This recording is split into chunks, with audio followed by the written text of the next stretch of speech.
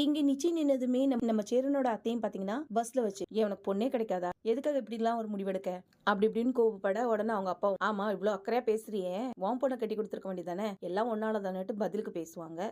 ஒரு வழியா பாத்தீங்கன்னா எல்லாருமே வீட்டுக்கு வந்ததுமே ஒரு சைடு அவங்க அப்பாவும் பாத்தீங்கன்னா நம்ம சேரனை பிடிச்சி திட்டுவாங்க, ஒரு சைடு சோழன் பாண்டி முதற்கொண்டு எல்லாரும் என்ன பண்ணுவாங்கன்னா இனிமே உன் கல்யாண விஷயத்துல நீ எந்த முடிவும் எடுக்காது, எதுவா இருந்தாலும் நாங்க பாத்துக்கிறோம்னு சொல்லுவாங்க. அதே நேரம் எதுக்காக இப்படி பண்ணுனேன்னு கேட்பாங்க. ஒன்னு சேரன் பாத்தீங்கன்னா என் கல்யாணம் முடிஞ்சாதானடா பாண்டியோட கல்யாணம் முடியும், எதுக்கு என்னோட கல்யாணத்துக்கு அவசரம் அப்படின்னு சொன்னது. உனக்கு அவசரம் இருக்காதுடா, ஆனா அந்த வானதி பொண்ணு பாவம் இல்ல, அந்த பொண்ணுகிட்ட வேற எங்க அண்ணன் கல்யாணம் முடிஞ்சாதான் நீ கல்யாணம் பண்ணிக்குவேன்னு சொல்லியிருக்க அப்படின்னு சொன்னதுதான்.